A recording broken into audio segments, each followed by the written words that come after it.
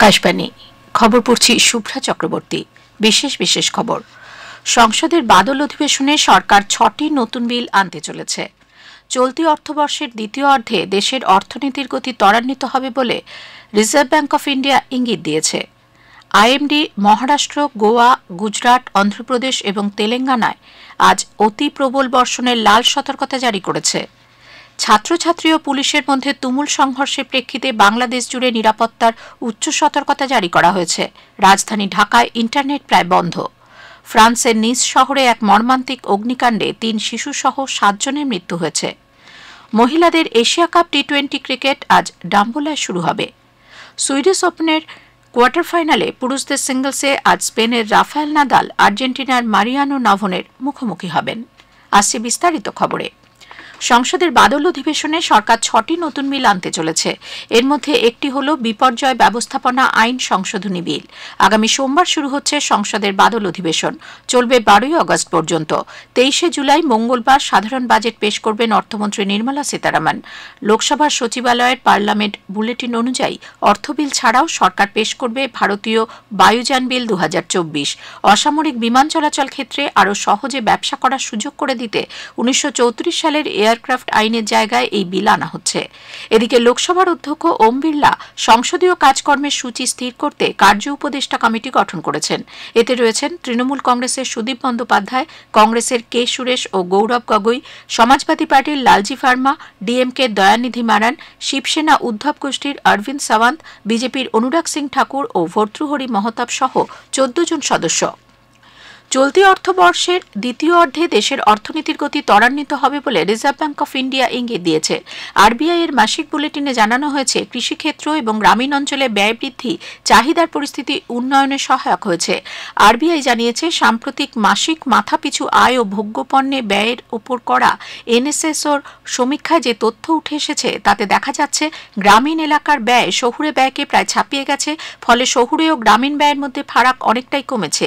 MG নারেগার মতন প্রকল্পে মজুরি বৃদ্ধি এবং শহরে কাজে আসা মানুষের আয় বাড়ার ফলে গ্রামাঞ্চলের মানুষের খরচ করার ক্ষমতা বেড়েছে।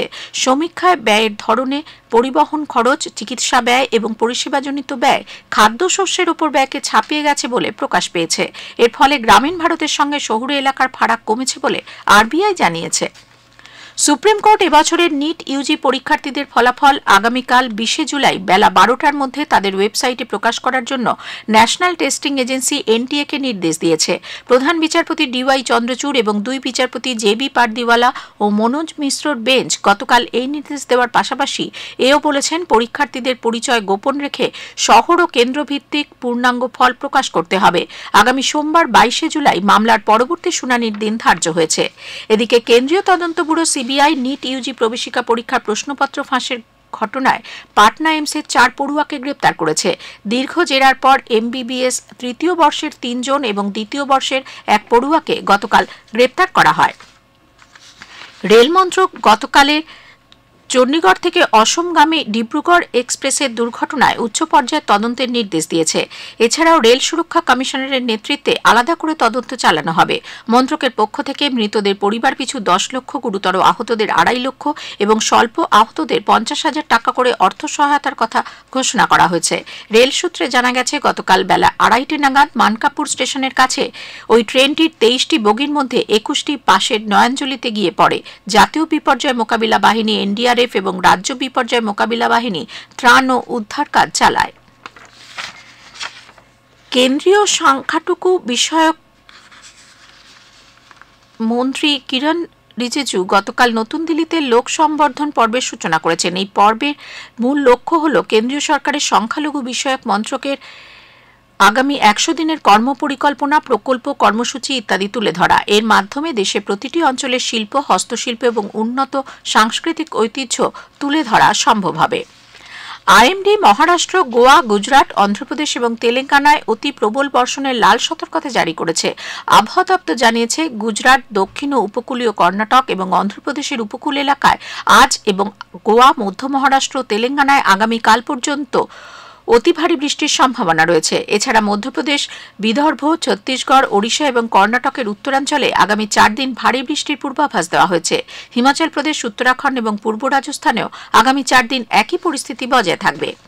কর্ণাটকের উত্তর কন্নড়ের আঙ্কোলা তালুকের শিরুরের কাছে ৬৬ নম্বর জাতীয় সড়কের ওপর ভূমিধসের ঘটনায় মৃতের সংখ্যা বেড়ে হয়েছে ৬।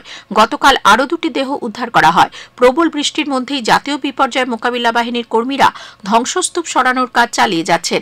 কাদা এবং পাথর জমে থাকায় গত মঙ্গলবার থেকে ওই রাস্তায় যান চলাচল বন্ধ রয়েছে। এই খবর আপনারা শুনছেন আকাশবাণী থেকে। ছাত্রছাত্রী ও পুলিশের মধ্যে তুমুল সংঘর্ষের প্রেক্ষিতে বাংলাদেশ জুড়ে নিরাপত্তার উচ্চ সতর্কতা জারি করা হয়েছে। রাজধানী ঢাকায় ইন্টারনেট প্রায় বন্ধ, টেলিফোন সংযোগও মিলছে না। কয়েক হাজার আন্দোলনকারী গত সন্ধ্যায় বাংলাদেশ টেলিভিশনের দপ্তরে তাণ্ডব চালায়।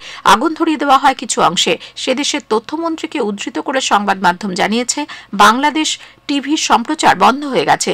বেশিরভাগ কর্মী সেখান থেকে চলে গেছেন। সংঘর্ষে গতকাল কমপক্ষে ১৯ জনের মৃত্যুর খবর পাওয়া গেছে। আহত হয়েছেন অনেকেই। যদিও সরকারিভাবে হতাহতর কোনো পরিসংখ্যান জানানো হয়নি। সরকারি চাকরিতে সংরক্ষণ ব্যবস্থায় পরিবর্তনের দাবিতে এই ছাত্র আন্দোলন শুরু হয়। এদিকে সংরক্ষণ বিরোধী আন্দোলনের জেরে উত্তাল বাংলাদেশে বসবাসকারী ভারতীয় নাগরিকদের জন্য নির্দেশিকা জারি করেছে বিদেশ মন্ত্রক। এক অ্যাডভাইসারিতে ঢাকার ভারতীয় হাইকমিশন দেশের নাগরিকদের অপ্রয়োজনীয় ভ্রমণ এবং বাসস্থানের বাইরে না বেরোনোর পরামর্শ দিয়েছে। যে কোনো প্রয়োজনে সহায়তার জন্য হাইকমিশন এবং চট্টগ্রাম, রাজশাহী, সিলেট ও খুলনার সহকারী হাইকমিশনে ফোন বা হোয়াটসঅ্যাপের মাধ্যমে যোগাযোগ করার জন্য বলা হয়েছে।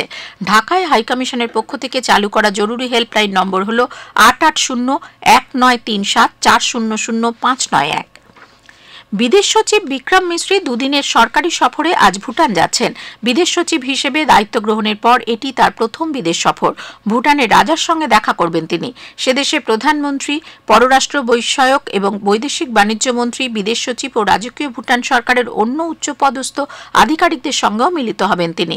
বিদেশ মন্ত্রক জানিয়েছে, ভারতের প্রতিবেশী প্রথম নীতির অধীনে ভারত ও ভুটানের মধ্যে আদান প্রদানের আওতায় এই সফর। ফ্রান্সের নিস শহরে এক মর্মান্তিক অগ্নিকাণ্ডে ৩ শিশুসহ ৭ জনের মৃত্যু হয়েছে। ফরাসি অভ্যন্তরীণ মন্ত্রী জেরাল দারমানি এই খবর দিয়ে জানিয়েছেন, কিভাবে আগুন লাগলো তার তদন্ত শুরু হয়েছে। দমকল বিভাগের তৎপরতায় আরও বেশি প্রাণহানি এড়ানো গেছে বলে জানান তিনি। নিস বিমানবন্দরের কাছে মুলহা এলাকায় এক বহুতলে আবাসনের ৩ তলায় প্রথমে আগুন লাগে। দ্রুত তা ছড়িয়ে পড়ে ওপরের তলাগুলিতে। জম্মুর ভগবতীনগর যাত্রীনিবাস থেকে ৪,৮২১ জন তীর্থযাত্রীর আরও একটি দল আজ ভোরে পবিত্র অমরনাথ গুহার উদ্দেশ্যে রওনা হয়েছেন। ১৫০টি গাড়ি নিয়ে তীর্থযাত্রীরা বেস ক্যাম্প থেকে রওনা হন। এদের মধ্যে ১,৭৩১ জন অমরনাথ যাত্রী বালতাল বেস ক্যাম্প এবং ৩,০৯০ জন পেহেলগাঁও বেস ক্যাম্পে পৌঁছবেন। সেখান থেকে তারা যাবেন অমরনাথ দর্শনে।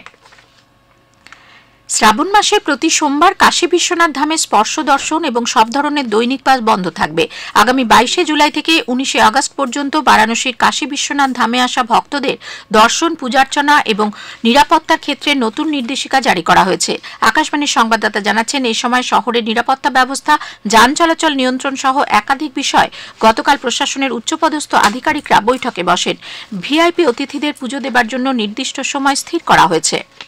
মহিলাদের এশিয়া কাপ টি-20 ক্রিকেট আজ ডাম্বুলায় শুরু হবে। প্রথম দিনই হরমনপ্রীত কৌরের নেতৃত্বে ভারতীয় দল চিরপ্রতিদ্বন্দ্বী পাকিস্তানের বিরুদ্ধে খেলবে। খেলা শুরু হবে ভারতীয় সময় সন্ধ্যে ৭টায়। বিসিসিআই গত সন্ধ্যায় আসন্ন শ্রীলঙ্কা সফরে টি-20 ও একদিনের সিরিজের জন্য ভারতীয় দল ঘোষণা করেছে। সূর্যকুমার যাদব টি-20 দলের এবং রোহিত শর্মা একদিনের দলের নেতৃত্ব দেবেন।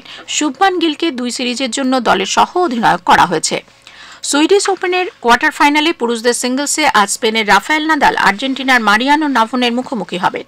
খেলা শুরু হবে ভারতীয় সময় বিকেল 4:30। ব্রিটেনের ক্যামেরন নরিকে 6-4, 6-4 স্ট্রেট সেটে হারিয়ে নাদাল কোয়ার্টার ফাইনালে ওঠেন। চতুর্থ বাছাই মারিয়ান নাভোনো ভারতের সুমিত নাগালকে হারিয়ে শেষ 8-এ পৌঁছন। শেষ করার আগে খবরের বিশেষ অংশ আরও একবার। সংসদের বাদল অধিবেশনে সরকার 6টি নতুন বিল আনতে চলেছে। চলতি অর্থবর্ষের দ্বিতীয় অর্ধে দেশের অর্থনীতির গতি ত্বরান্বিত হবে বলে আরবিআই ইঙ্গিত দিয়েছে।